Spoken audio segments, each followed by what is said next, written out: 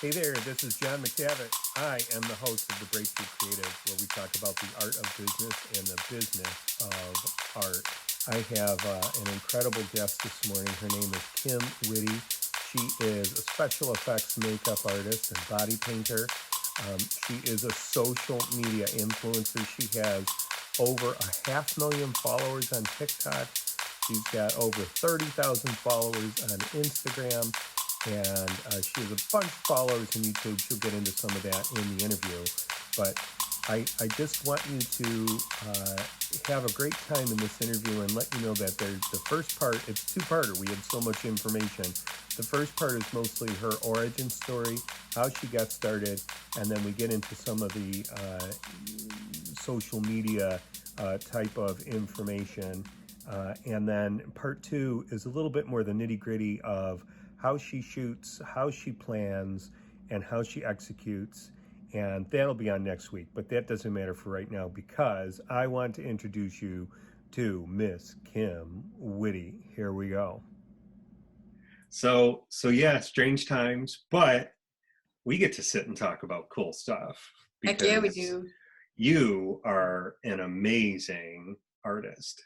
I met Kim online on Instagram, essentially, before we were going to be speaking at a conference together. We were at C Conference, which is self-employment in the arts. It's for entrepreneurial artists. And Kim was actually there last year. I was there last year. We did not run into each other. Somehow we didn't see each other, but that building was like a maze. It was this, at the center of it, if you kept following this maze, you would have run into the Minotaur. It was there, I heard. You could hear it bellowing. But we did get a chance to connect before the actual conference this year, and we got to connect at the conference, which was very cool because we both share a love for special effects makeup, artistry involving makeup. And so I'm going to ask you, Kim, will you tell us what it is that you do? Sure. So I am a special effects makeup artist that runs her own media company. So I make content on a variety of platforms to share makeup artistry, things about the industry, and teach people how to do it, and then also entertain in the space. So I share content on Facebook, YouTube, Instagram, TikTok, Firework.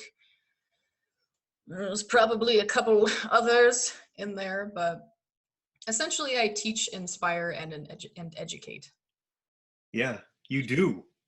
Yeah. You do. I think so. Maybe that's your new tagline. Do you need that to be under the name?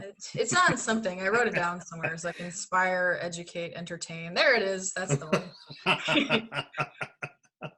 Well, the stuff you do is stellar and amazing. And like as amazing as the work that you do is just how you have branded yourself and how you have come across all these different platforms. Like you're all over it. And you have a crazy following. Like, what's your following? On TikTok, I'm at like 425K. Yeah. Which is crazy. Wow. Instagram, I've kind of just been chilling at 32,000 at the moment. Yeah. YouTube, I think it's like 12,000 something. Facebook doesn't count. Nobody's on there. It's like almost 4,000. Tell us, like how did this fascination with makeup, art, where did it all begin? Yeah, so it's kind of a long story. First of all, I never wore makeup. I never had makeup. I never applied makeup, and I still don't wear makeup. So that's fun.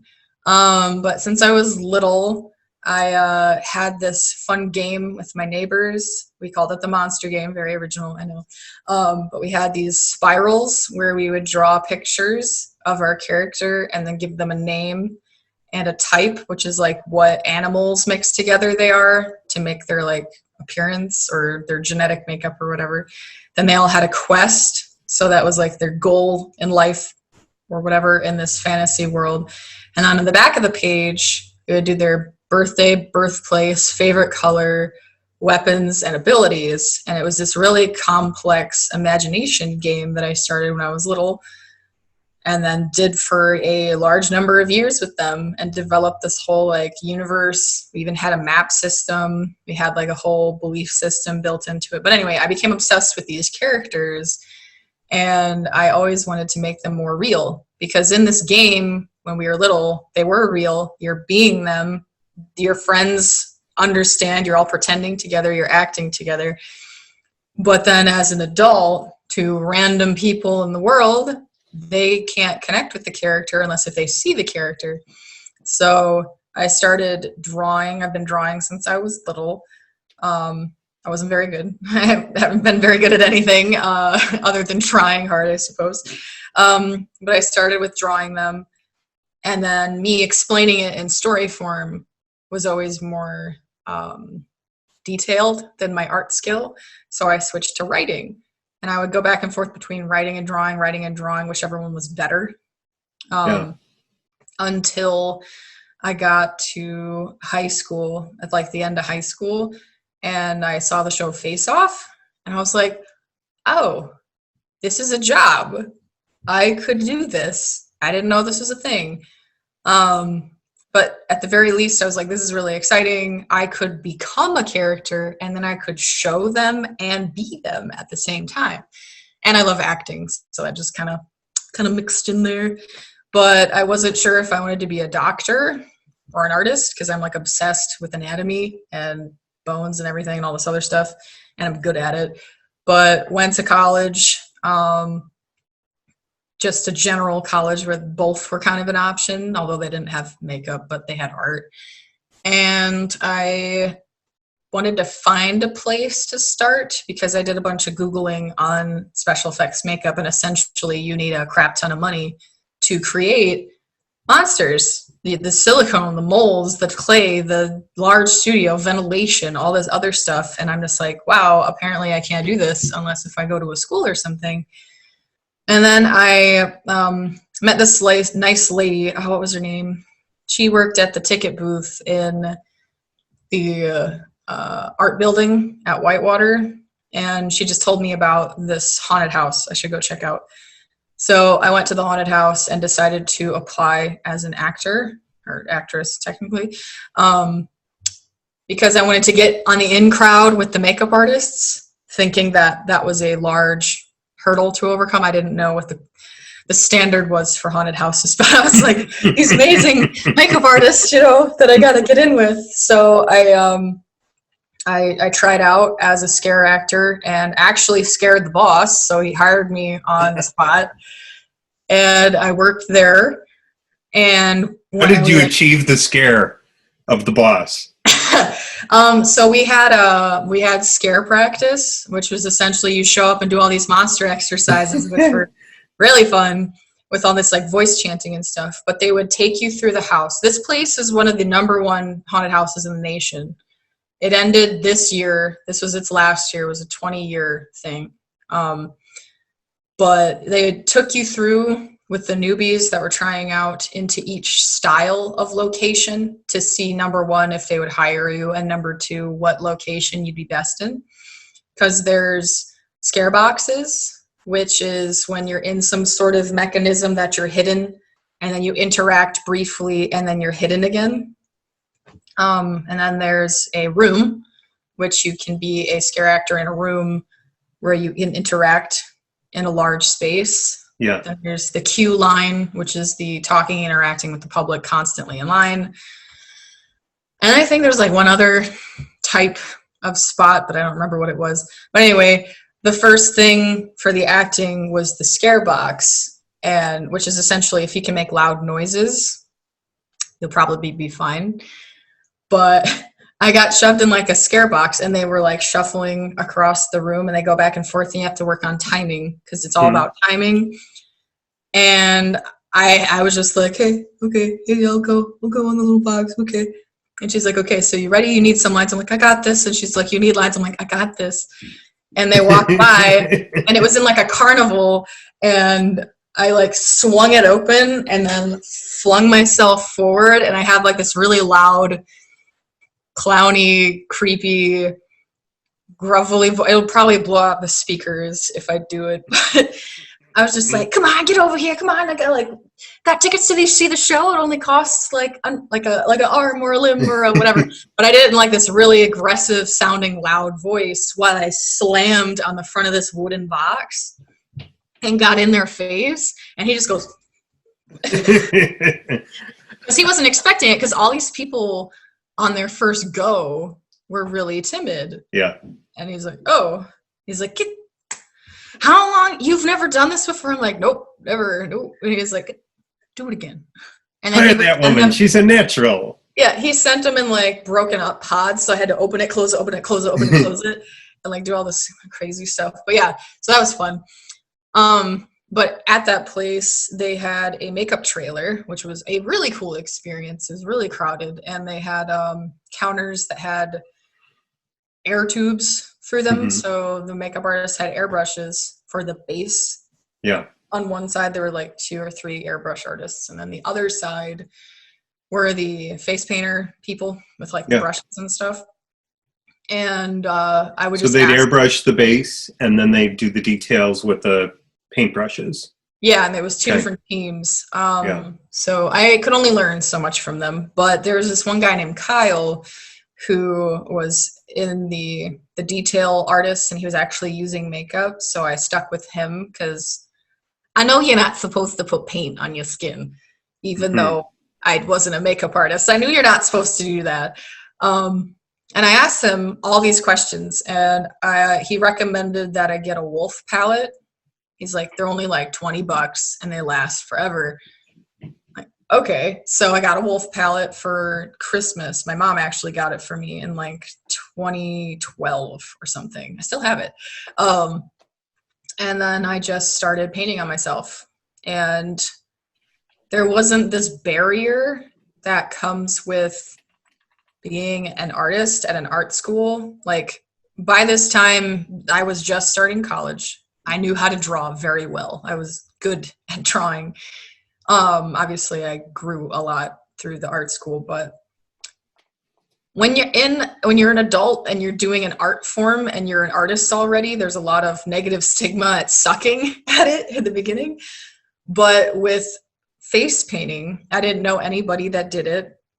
So there wasn't like, oh, wow, that's really bad, or any of that negative input. And then on top of that, I found it really easy because I didn't have to draw the picture before painting it. Because I was really bad at painting. Painting was my weak link. And when you say painting, you mean like painting 2D? Painting on a canvas. Yeah. I couldn't do it. I was trash at it. Everything would turn into like a cakey, thick mess of flat color. I didn't know what I was doing.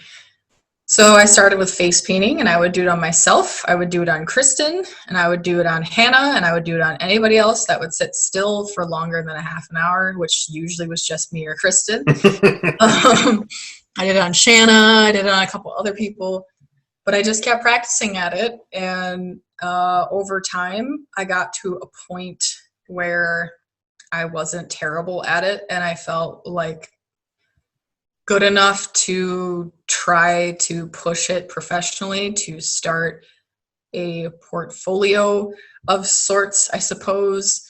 But at that haunted house, I think the 3rd year I was there, I met my previous business partner, and he saw a lot of potential in what I was doing, and he was a professional photographer.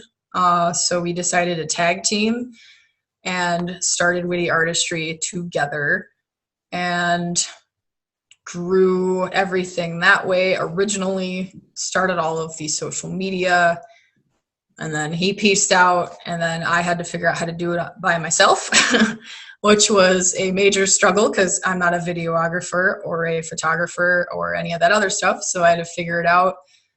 And now I'm good at those things to an acceptable level to keep the company going.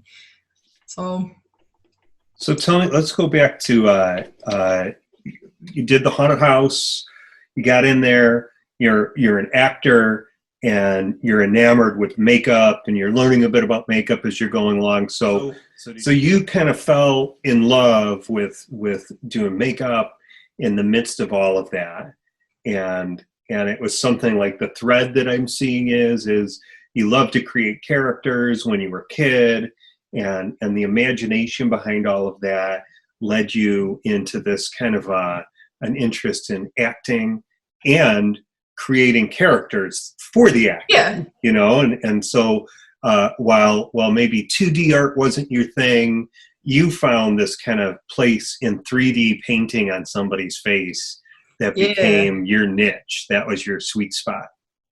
Yeah, pretty much. I do 2D painting as well, because once I got to a certain point with the face painting, I was good at painting because I had practiced so much just on my face. I was like, wow, I can paint on canvases now. And I did advanced painting in college, and that was one of the few professors that actually deserves this job, and he was really helpful. And then I decided to make my own curriculum at the school because they were so not good that I decided to do all the paperwork to make my own thing. So was that your fourth year then? Your senior year you did that, or?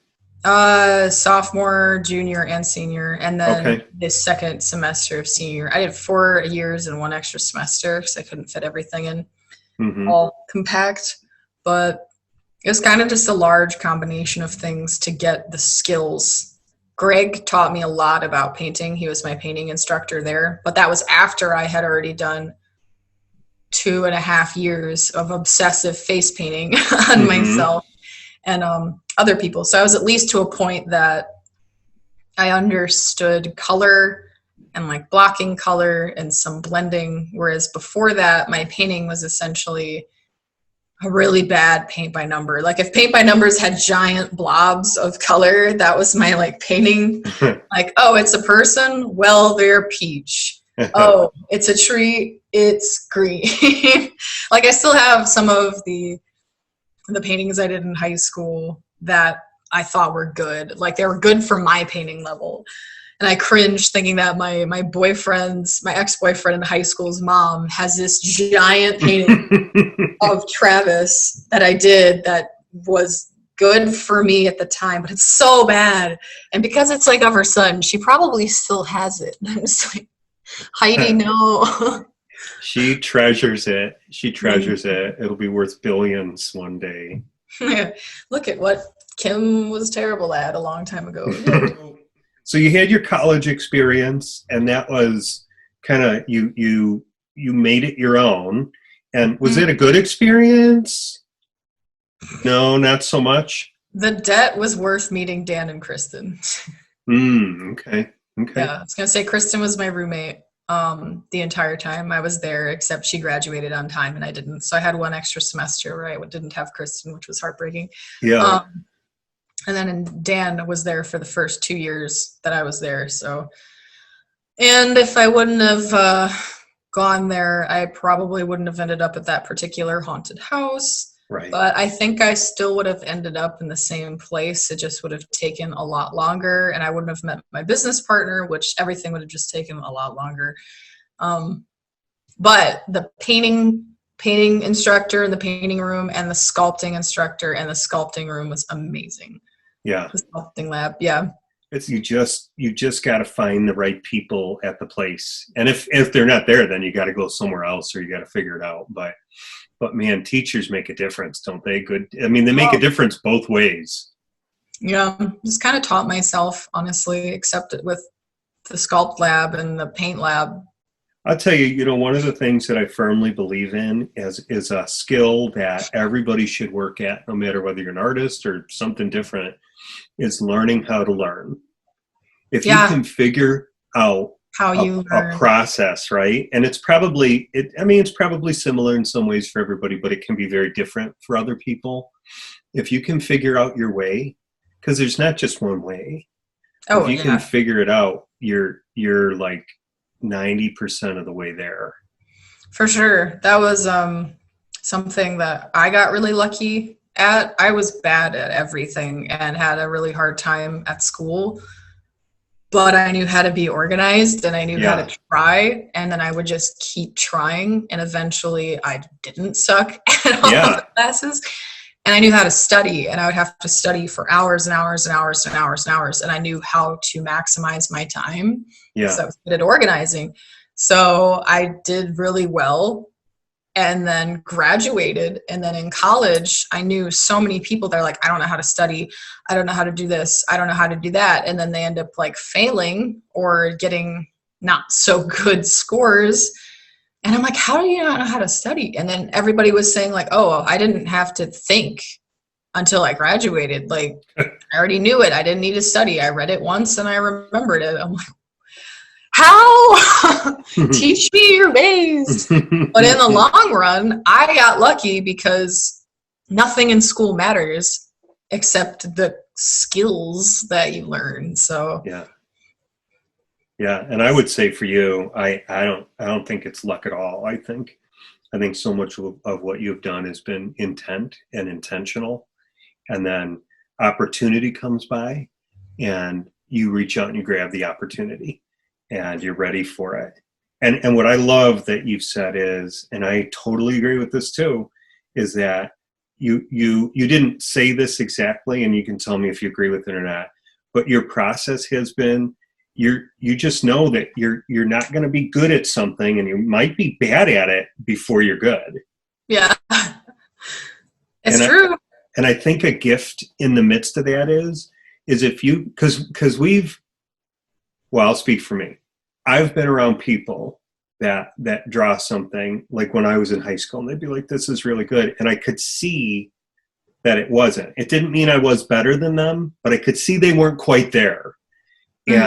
And they couldn't see it. Like, they were like, yeah, this is the best. And it wasn't satisfying for me. And I said to myself, I don't want to end there. Like, I want to keep going.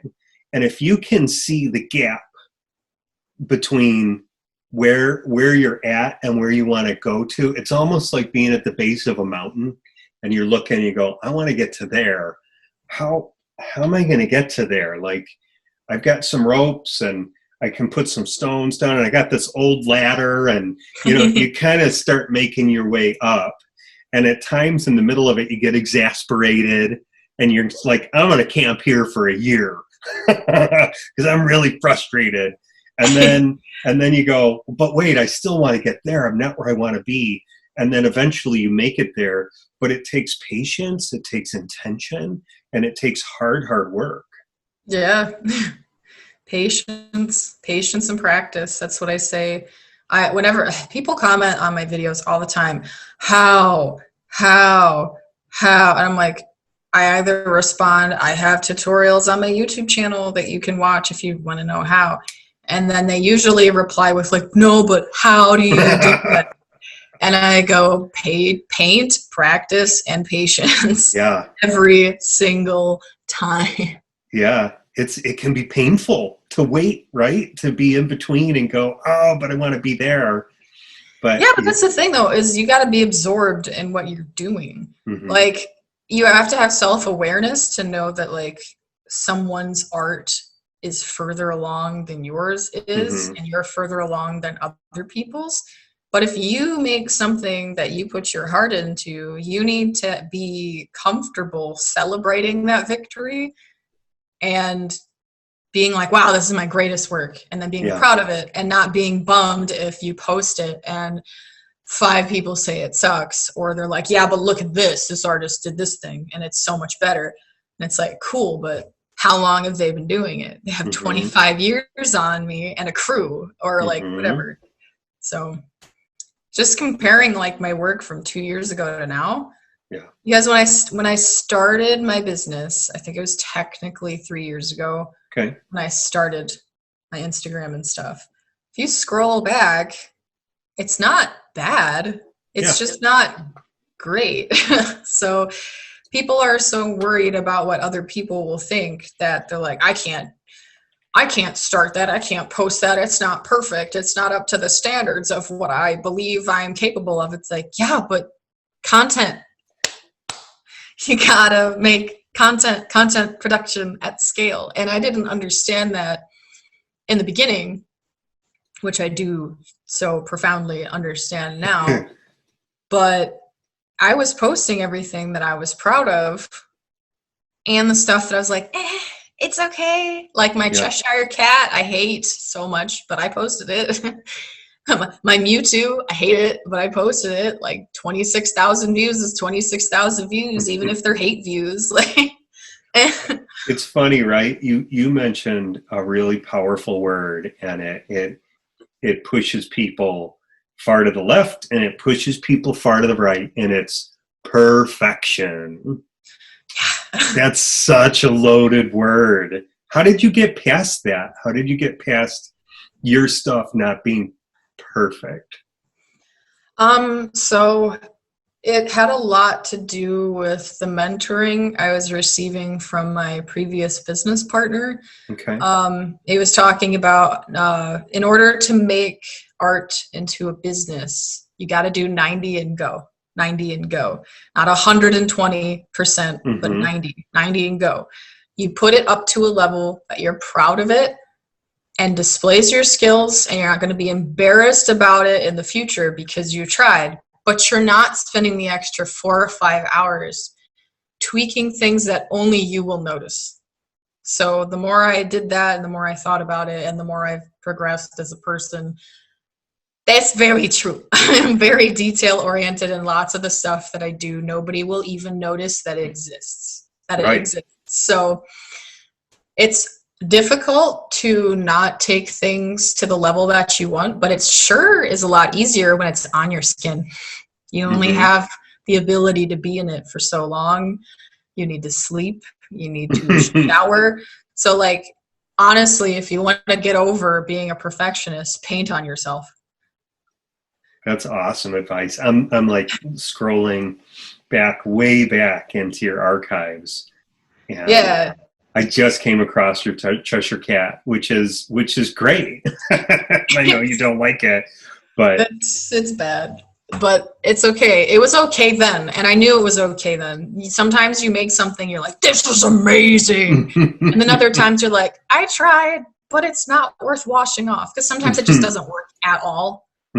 Like, this is a paint spill, let's wash this off. But sometimes it's just like, I just accept that it's not my favorite thing, and I work on it and edit it and post it anyway, because that's just what you got to do.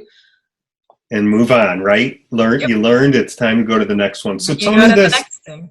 Tell me this. Tell me about the start then of your business. How did you started your Instagram account? You started YouTube. What did you start first, and what was the plan, and how did you execute it?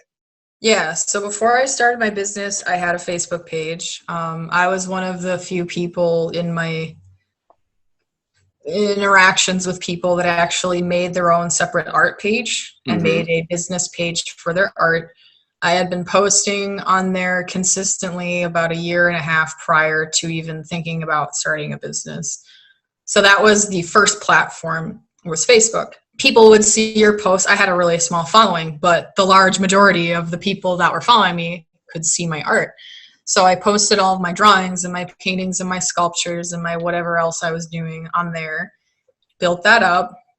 And then with the beginning of the business, we would do launch strategies. So we started with Facebook, and we were going to start with Instagram was the next one to go to, because it's a visual-based platform that allows photos and videos. So we're going to use Facebook to advertise a countdown to Instagram launch. I think it was like 28 days or 32 days or whatever, however long that month was. And I developed a bunch of artwork to post on Instagram. And on Facebook, I had to create other unique content. So essentially, if I had 18 days to launch, I would make 18 pieces of content. I post one a day. And the first line of the post every time was 18 days to Instagram launch at Witte Artistry, picture. And I did that for however many days on Facebook. And then on the day that was the end day, Instagram happened. I had the page available, but there was no content on it. And then so day one, started Instagram. And I think Instagram was immediately countdown to launch for YouTube because we wanted Instagram and YouTube to be together. So I'm pretty sure on day one or something, or maybe day two, the second post is like 30 days to YouTube launch or something. So then as the Instagram was growing, we had people coming over for Facebook because they were super pumped about it, been advertising it, and they know me personally. So they came over, and then building Instagram. Now we're gathering bigger amounts of people, and then they're getting prepped and hyped for the YouTube launch. So that was the strategy. It worked incredibly well, like really, really well. And that was right before Instagram choked out their algorithm really hard. So I went from no followers to like 1,000 followers in the first, I'd say like 6 months. But I was also spending 2 to 4 hours a day grinding on Instagram, liking, commenting, sharing, reposting, tagging, and all this other crap. So you worked hard for those follows. You earned those. Yeah. I would walk on a treadmill and I would like stuff. And I would get blocked a lot because I was moving too fast that the app thought I was a robot. Mm-hmm. So I would have multiple devices I would do it on, and I had to watch my speed and randomize my patterns. And then I would grind on certain hashtags and then follow people, unfollow people, or follow people and keep liking their stuff. It was intense. And then after those first 30 days, that's when the YouTube launched. And we actually had like a really successful first day YouTube launch because this is now I'm in college. I've been talking about it for a while. I actually executed so people could follow through. And like within the first 30 minutes of posting on YouTube, we went to like 400 subscribers, which is very impressive on a brand new baby channel. And I just kept going from there. And then I took things over by myself and have made decisions on what to hype up on, what to take back on. Now I've incorporated vertical video as a massive part of my business because it's what matters now. It's what people care about. And I get to act. So that's really fun for me because that's like one of my favorite things. What did you call it? You called it what video? Vertical video. And what does that mean? It's in vertical orientation. Oh, okay. So right now we have horizontal orientation. This video, as right now, once it's recorded, you can post it on YouTube. YouTube is a horizontal platform. Yeah, right. Yeah, this is a horizontal platform. It's a specific ratio. Yeah. Instagram has a 1-to-1 ratio. It's the only thing out there that does that. Yeah. And then TikTok, Firework, Instagram stories, Snapchat, all of those things are vertical video. Okay. Mm-hmm. So that's the way it's going, is vertical. Oh, yeah, 1,000%. Yeah. TikTok is now the #1 downloaded app in the world. Yeah. It holds all of the market. Instagram is desperately trying to copy them or do something that brings some of their users back. Yeah, vertical video is the way to go. Okay. So how did you come up with your launch plan? Where did that come from? To like start on Facebook, build that up, launch on Instagram, build that up, and then launch on YouTube? Technically for my partner, he had already done a business with another talent for YouTube. It was a YouTube-based business. And from that experience, he learned a lot of things he wanted to do again, do more powerfully or not do. Yeah. And then we would have these meetings where he would teach me all of those things and I would write them down. And then I'm good at brainstorming, so I would brainstorm new ideas and eventually we picked a couple of things to focus on. Instagram was one of them. It was like the place to be. They had missed that ship. That ship had sailed for the other business. So that was something we really wanted to focus on. And then YouTube, out of all of them, is the hardest to get established on. Mm-hmm. And has the most super fan value. You can have super fans on anything else, but if someone's willing to sit there and watch you do something for like 15 minutes, that's a lot different than someone's willing to go tap, tap on your image. So. Right. One's almost a relationship. They're right? all a relationship. But one is like, it's more intense. Because tap, tap is, hey, how are you? Yeah, I'm following you. Cool beans. I said a word. But to sit and watch somebody, it's not two-way, right? But it's like they're engaged in what you're saying on YouTube and they'll stay. That's big. And that's big for YouTube. That's big numbers. Yeah, I mean, it's the second largest search engine. Yeah. YouTube is, because Google bought it. So tell me now, so you've figured out how to launch, and then you've like figured out SEO and how to grow an audience. Like tell me about that journey. What's that been like for you? Yeah, so in the beginning, it was a combination of recommendations from my business partner, me researching, and me digging in and going hard and paying attention. So in the very beginning, my partner had coached me on being authentic, being yourself, not hiding anything from the camera, talking to the camera like it's a person, because it is, even if you can't see the person. Right. And not being afraid to be yourself. And that was really important. So I tried to do that as much as I could in the beginning. It was really awkward in my oldest YouTube videos, but that's okay. Got to start somewhere, right? Not you perfect. have to start somewhere.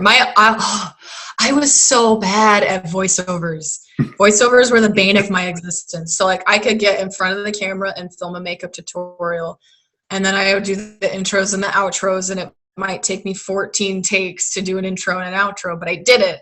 But the moment I got the stupid recorder for the audio to do the voiceover, the video is only 8 minutes long, and the takes literally would be 4.5 hours. Yeah. Of me attempting to talk over the video. Oh gosh. Well, it's a skill. Angry. It's a skill, right? You've got to learn your skill. Yeah. And then in the beginning, I was told like, one day you'll be able to do it in one take. And I'm like, no, never. And now I can do it in one take. So big difference. But as for the SEO and whatever, I became obsessed with Instagram. I dove deep. I ground on it. I paid attention. If you read comments, you read people's hashtags, you study people and how they perform, you understand the platform pretty well. And I just did that every day, twice a day, for a total of an hour or 2 hours, sometimes 4 hours. Try to keep it to 2 hours. And you just learn how it works, because each social media is a culture that you have to treat with respect inside the culture. So on Facebook, stuff that's very soccer mommy, I guess is the best way that I can describe it. Soccer mommy posts, that'll do really well. And I could take my artwork that I did in general and then change the way I would write something, and now it's Facebook appropriate. And then Instagram has a very different culture that's very magazine-y, so art magazines, that kind of vibe. So it's all like sparkles and high quality and in your face and unique, and stuff coming out of your mouth and things like growing out of your eyeballs and like just all this weird stuff. And the culture on Instagram is very clicky, but like not an unhealthy way, but like the hey girl, how you doing, hey boo, and like all this stuff. Like I don't behave or speak that way in person, but like on Instagram it's totally normal. So that's appropriate on Instagram, but it's not on Facebook. So you've learned dialects. You've learned social media dialects. Yeah, it's a language that you have to study and learn, and how to behave and how to reply to people. Because in the beginning I was really off-put. I'm like, why does everybody keep sending me kissy faces and calling me babe and like all this stuff? And I thought that like Instagram was just this place full of like weird predators in the beginning. Because that's like, who goes like, hey babe, how you doing, to everybody they know? Right. I thought it was really weird. And then I realized that that was normal. And I was like, oh, okay. Glad to know that all the people on this aren't insane. And then on YouTube, it's totally different. Whereas like on YouTube, anything goes, but you must be consistent. So like you could be a YouTuber that's really energetic, up in everybody's faces all the time, cussing up a storm, drinking alcohol and doing all this stuff. And it's totally acceptable. And then on another platform, on another page, people have grown to expect like calm and serenity and ASMR and like all this other stuff. So whatever audience you cultivate is the way that you behave on YouTube, which is why you want to be yourself, because you can't be character. Exhausting. It's just exhausting. You can't pretend to be someone you're not in the long term, especially for your own mental health. It's just very bad for you. And then TikTok culture is, it's kind of like YouTube, that everything goes, and you'll bring in an audience that likes your style or whatever. But the delivery is what's incredibly different on TikTok. So TikTok is really audio based. So if I play a rock and roll song to you, 15 seconds of a rock and roll song, we're both thinking the same thing, because we've heard the song before and the lyrics mean something. On TikTok, they take that and then put it in a video with actors and actresses and completely change the context. So the audio now triggers a different reaction, because now you think of some weird college-related skit when the song originally was about something completely different. And then they take that again and then do it again with different subject matter and then completely change the context, which is like a meme, but in audio form. Right. So TikTok's really unique in that space. And then in general, the delivery, if you can have really creative delivery that's short and compact and impactful, that's what's going to do the best on TikTok. Awesome. You've that's hard-won information by you experientially, right? You've really earned that. You've climbed that mountain we were talking about.